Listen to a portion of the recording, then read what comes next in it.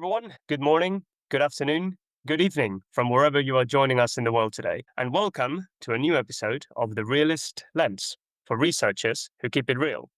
And today we have a very special guest with us who has gone through a journey herself, being introduced to the realist world and now doing her own PhD. And I'm really looking forward to hear her thoughts on that. Who else but Kristin Xenos? Kristin, how are you doing today? Really well, thank you, Alejandro. How are you? I'm very good, thanks. I'm very good. And this is one of the episodes that makes me really excited because I know that there'll be a lot of PhD students that they start their realist projects and in a way they sometimes feel a little bit lost or a little bit confused to start.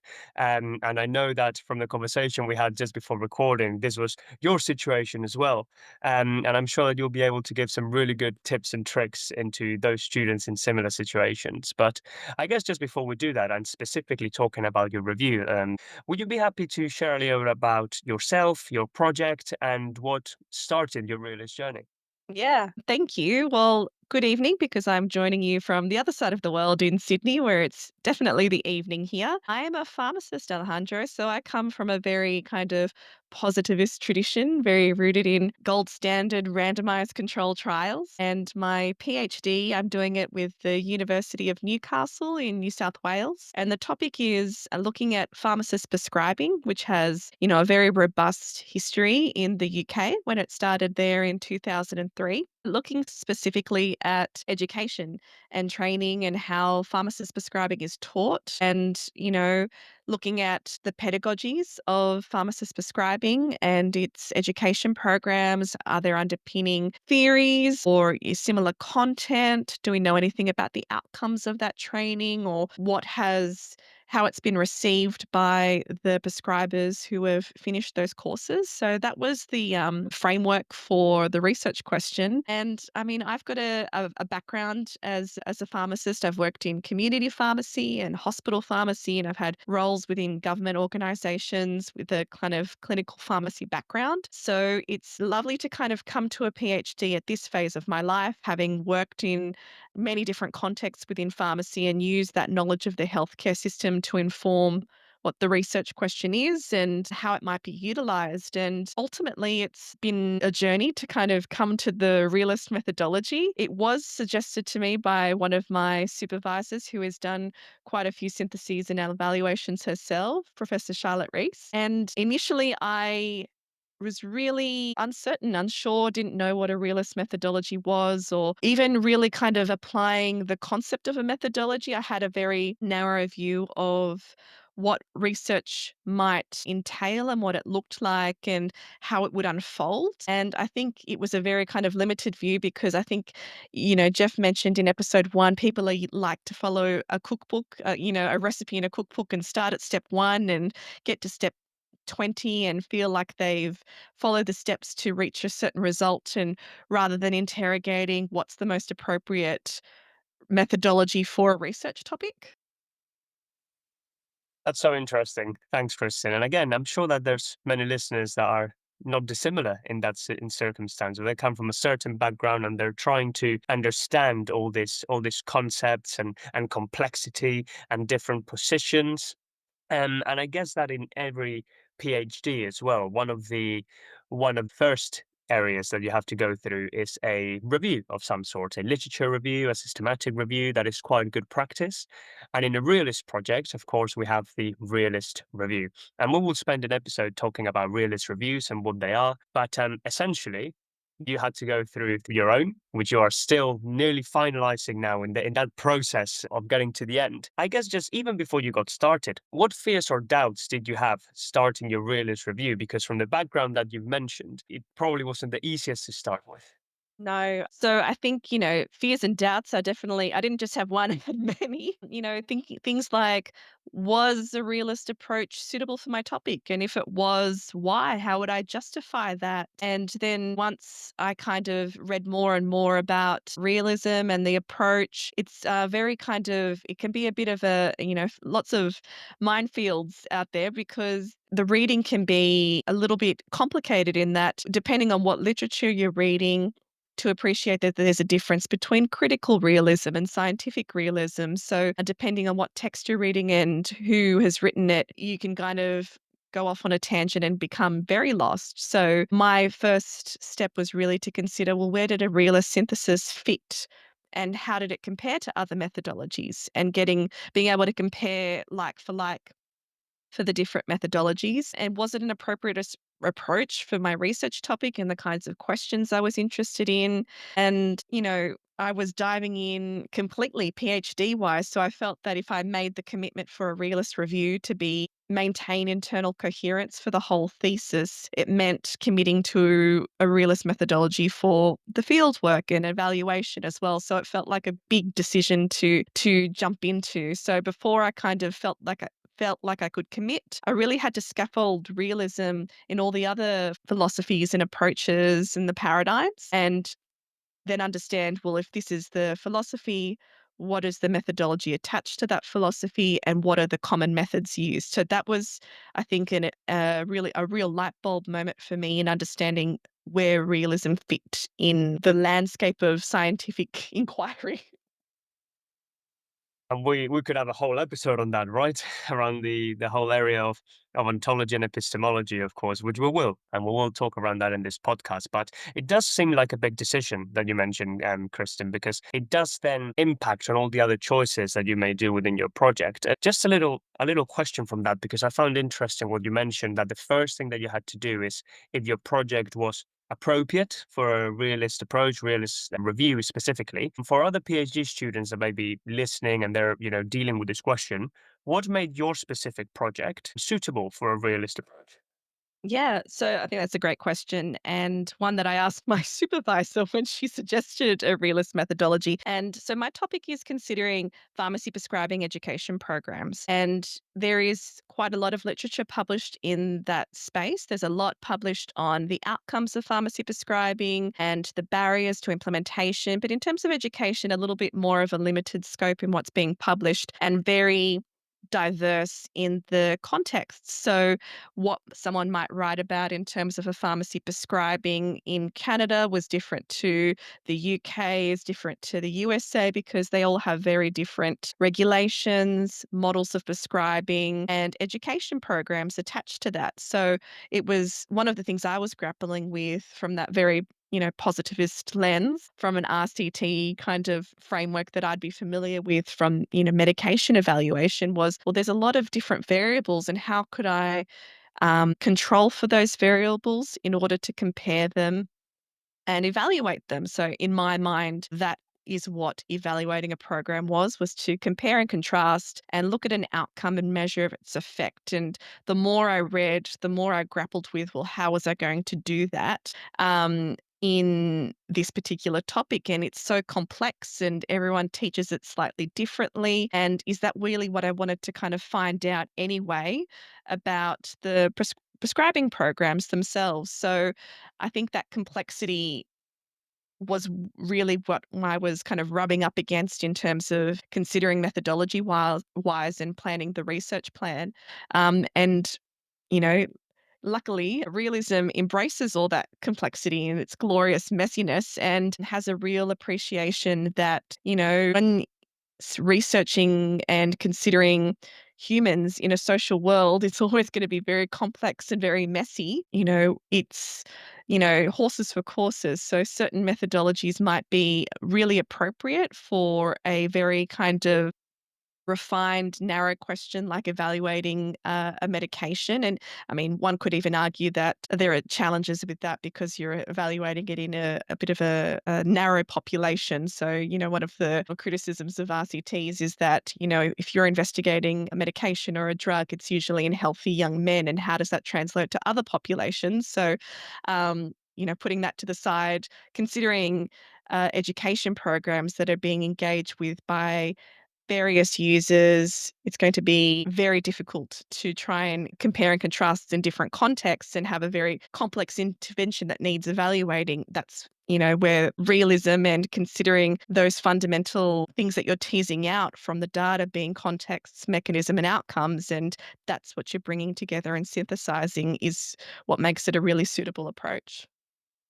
Fascinating, Christian. Thank you so much for sharing that. And also, you mean you've mentioned a lot just now around complexity. And I think that's one of the key areas here in the complex open systems of the social world, when there's an opportunity to try and understand these things in a little bit more detail. And also maybe in some of the frustrations, like you say, of some limitations of other approaches. And when you have a problem that's in front of you that can be particularly tackled with a realist approach can become very, very appealing very quickly. But this complexity in the social world also sometimes becomes complexity in the approach and the different ways that we can do a review, because we have the Ramsey standards, which are, of course, the lists that can help us seeing the quality standards of publication standards of realist reviews. But I'm sure that for you as well, this was a complex process to get started, and to structure, to manage the review. So how did you initially structure and manage the scope of your review? What did you do? What did you find helpful? I read lots of published realist research protocols. So I think because it is in not necessarily the dominant paradigm in research, there are, I encountered quite a few published protocols, a lot in BMJ Open, a realist synthesis research protocol, which I found incredibly helpful because it basically was like reading somebody else's game plan, which was very kind of useful to frame your own and say, well, this is the steps that were followed. And many of them mentioned Paulson's key steps. So I said, okay, got to read Paulson's key steps and get a handle of those, and then look at things like the Ramsey standards and use those essentially as a guide to frame the approach and how, start at step one and work your way through. And I was really lucky that one of my supervisors had realist methodology experience, and she can explain things in an accessible way, which is not necessarily a given for a content or a methodology expert. So being able to explain to a novice, I think, is a skill set, and I'm very lucky that she happens to have that certain skill set. And the other things that I did to kind of make it manageable, especially in the context of a PhD where there is a limited time frame and pressure to kind of keep the project tracking along, was just making calls to keep the scope manageable and not too unwieldy for me. So, obviously, people who have more experience with realist reviews or syntheses might be able to handle broader questions and more papers in the final edit of their realist review, and mine is definitely on that more manageable side because I figured to keep it, you know feasible for myself, to keep the question a little bit more narrow and make it feel more manageable to me so that I didn't feel it was insurmountable to get on top of, you know, thousands upon thousands of CMOC configurations. I think that sounds like a very sensible decision. And particularly, as you say, in PhDs specifically, when doing realist PhDs, you have to be very deliberate in those decisions that you make, and hopefully can also bring the most impact with the Yeah. choices that you make at the same time. And essentially, I think appreciating that there's no right or wrong response. I think one of the things I thought was someone's going to read this and think it was the wrong decision to make. And ultimately, there's no right or wrong decision. It's you make a call based on your level of being informed at the time, your resources, your time frame, and just be prepared to defend that. As long as there's a rationale for it and you can explain it, then that's okay. Yeah, that's fascinating. When it comes to the viva, the confirmation, ensuring that you can justify your decisions, then it becomes useful. Um, you've mentioned, Kristen, that the process can be quite complex, quite messy, quite iterative. And, there is a chapter that Andrew Booth writes. I think it's in Nick Hamel's book, doing realist research, that, it shows a diagram between a standard, more traditional systematic review that is a straight line going down. And then you have the realist review, which is, arrows everywhere, boxes everywhere, iterative searches. So I guess that, coming also quite new into the approach, you may have felt at times maybe overwhelmed or maybe a little bit lost. So what kept you grounded when things got overwhelming? Yeah.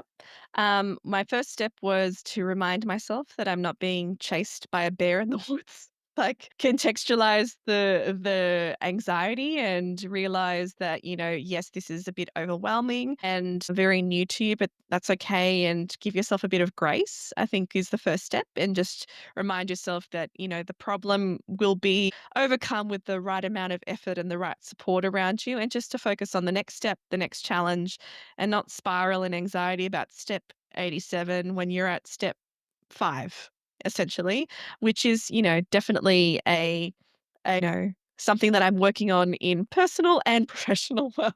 So that's, one of the kind of central tenets that I tried to remind myself of, and remind myself that, this is an investment in in a tool in your research toolkit.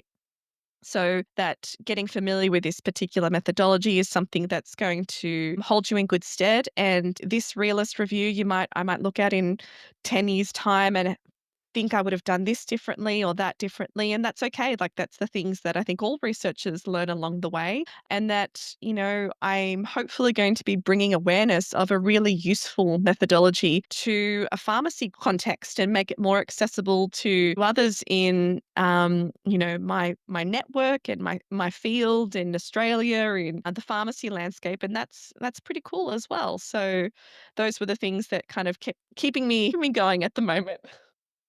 Fantastic. Thank you so much. And very real challenges that you mentioned that I think many PhD students or researchers or evaluators who are going through commissioned work, for instance, and have to do things with certain time periods, certain funding may be thinking about. And I think the mental elements that you mentioned and the performing under pressure and being present in those moments becomes quite useful. This is very easy for our minds to go forward or to go back and to start Yes. thinking about those things that we should have changed or what happens if, and thinking around the consequences. So that is certainly something that becomes quite useful, remaining present into what is the next step of the process. At the same time, in all this, messiness, complexity, and iterative process that you've gone through, there's probably been some light bulb moments and lessons, joys that, looking back in a reflective manner, you probably think that that was a useful conference or a useful conversation or a useful step that you went, okay, that now makes sense. I've put those pieces of the puzzle together. Were there any of those moments for you that maybe you didn't expect or that you found really refreshing and rewarding through your review process? Yeah, I mean, I don't know I don't know how else to describe it, but I can almost feel my brain changing, if that makes sense. You can feel yourself thinking about things in a little different way. And I mentioned before that I'm a pharmacist, so I come from a very, strong tradition of there are right doses and wrong doses and clinical guidelines to follow, to a PhD where it's very different and you think about things in a different way. And starting a PhD and using realist methodology has really challenged that. I can feel myself becoming more comfortable with uncertainty, and that's been really rewarding. Um, and then, the light bulb moments that have come along the way is reaching out, realizing that there are so many communities of practice. So, really reaching out to the realist mailing group, so the JISC mailing group, and sending a question out into the ether and not expecting a reply, and you get one. I mean, that's not a lot of kind of forums like that have that people who are so willing to engage and connect and share their learning and their knowledge. And I think that's really wonderful and something that I've really appreciated. I think you didn't expect that to be the case. And even within Australia, speaking from my context, there has been courses that I've undertaken, and one of them has been with Charles Darwin University on the introduction to realist philosophy of science with Professor Jill Westhorpe, and I found that incredibly helpful because it's like all these disparate texts and papers that you're reading kind of come together in a way when someone can explain it to you that's really has a lot of clarity to it, and it's done in a really accessible, engaging way. And that's where I think something like this podcast, I listened to Jeff's episode and I thought to myself, geez, I wish someone had been able to share this podcast with me when I first thought about, well, what is a realist methodology? And I think that would have really helped. I'm not sure if it's because there's something about the audio medium that helps cut across that when you might be coming across reading a text that you find difficult with your brain to engage with and gather any kind of meaning from. And I think the other light bulb moments were like thinking, appreciating how realism compared to the other philosophies of science, being able to scaffold that to compare, well, this is a positivist paradigm. This is a pragmatist paradigm. This is a realist paradigm. And just being able to kind of get those levels of hierarchy right in my brain has really helped the whole process for me.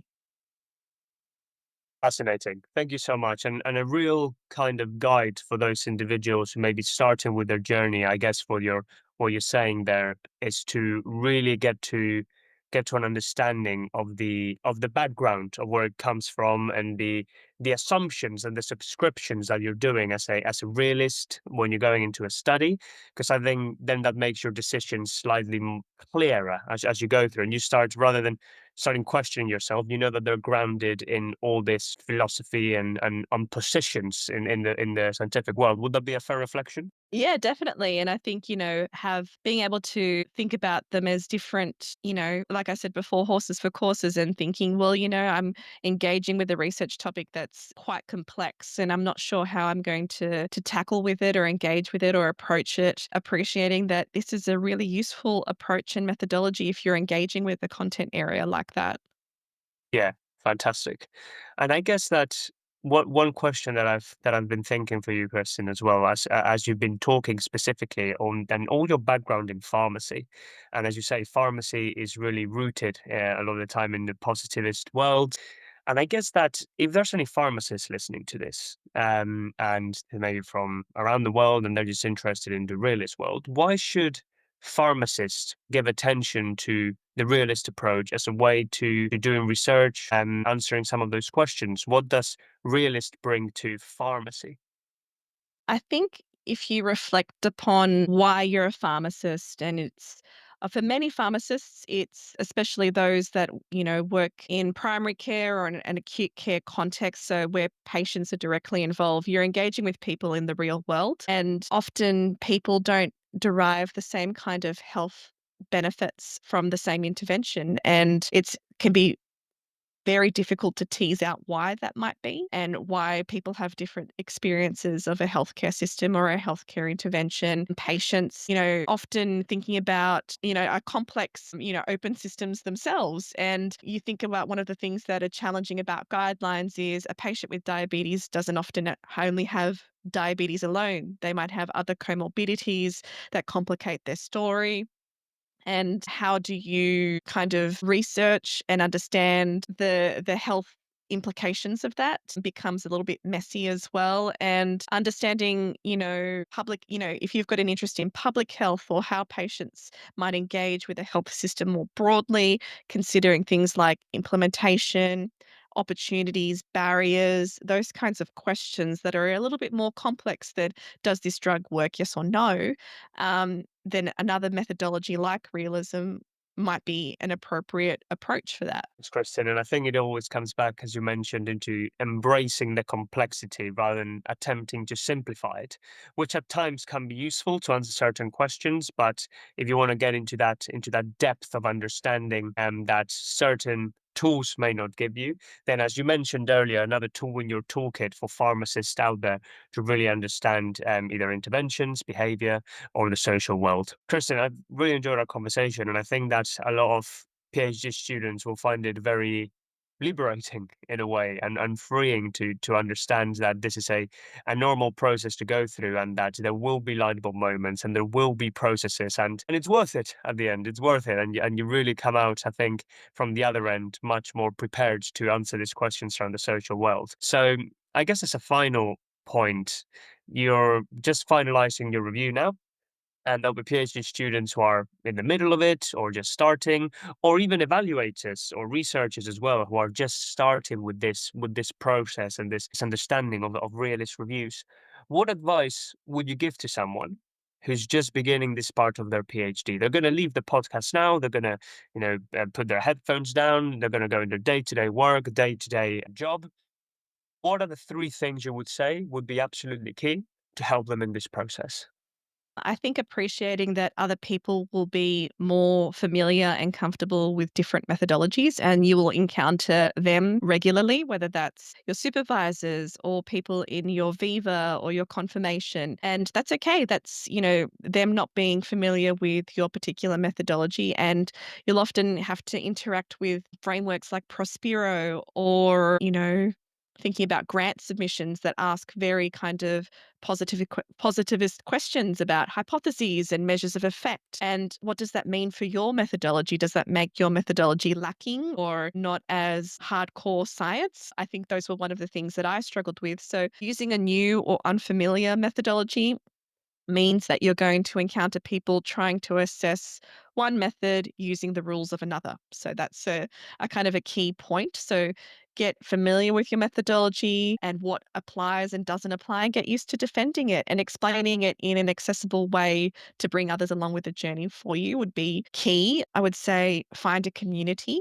However, that is. So, if you're lucky enough to be listening to this podcast, then you've already found a broader community that I did, starting with realism. So whether that's connecting with other PhD students in your research, in your supervisor's research team. I mentioned the JISC mailing group before, which I found really helpful. Within Australia, there is an Australia New Zealand realist research group that meets once a month and talks about lots of different things. So I attended my first one last month, and that was, discussing um, the new book Realist Evaluation. And it's Manzano and Louise, I think is the surname. Williams. Williams, there you go. Thank you. Thank you for saving it. It was Louise who was presenting at the meeting discussing, the practical implications of realist evaluations and what does that mean. So that was a really useful conversation, and just even absorbing and hearing other people talk about, issues that they're still grappling with as researchers is really comforting, and other, entities that you might engage with. So I mentioned the Charles Darwin university micro-credential courses. So see if there's a similar type course that's at a friendly-ish time zone to you wherever you are in the world, or other organisations like in Australia, we've got the Australia and New Zealand Association for Health Professional Educators. So there are lots of different networks and organisations that you can tap into, and those connections can often be cascading. And so you speak to one person who speaks to another person, and those kinds of benefits, you never know when that you're going to be able to cash those in and really get the value of them. So take the time to invest in them because they could pay off. And I think probably the final bit is, a skill for life as well for your PhD, and whatever methodology you're using is to develop frustration tolerance in the learning space. So that was a sentence that I wrote down after encountering it online somewhere, and I just thought it was so eloquent and crystal clear and very applicable. So this person was saying that being resilient doesn't feel resilient, it feels messy and it feels painful, and not to overemphasize knowing, but learning. And learning can feel frustrating, and that's okay because it's a sign you're learning, and that's a good thing. Absolutely, Kristen. I think you mentioned that earlier as well, that, if you look at your study, in 10 years' time, you would say, oh, I would have changed the language or I would have changed this. But I guess that's where the learning happens. And I always love this phrase is one of my favorites, which is, I only know that I know nothing. Yeah. I guess that from that perspective, there's always something to learn, always Yeah. something to improve. And the realist world, well, realist evaluation and synthesis, it's relatively new in comparison to all others. We're reaching nearly now the 30-year anniversary in 2 years since realistic evaluation got published. So there's still certainly areas that we can all learn, we can all apply, we can all improve, and we can certainly all contribute as a community of Yeah. practice. Well, in my household, we say practice makes better, not perfect for my 5 and my 3-year-olds, and it's, something that I try and take on myself as well.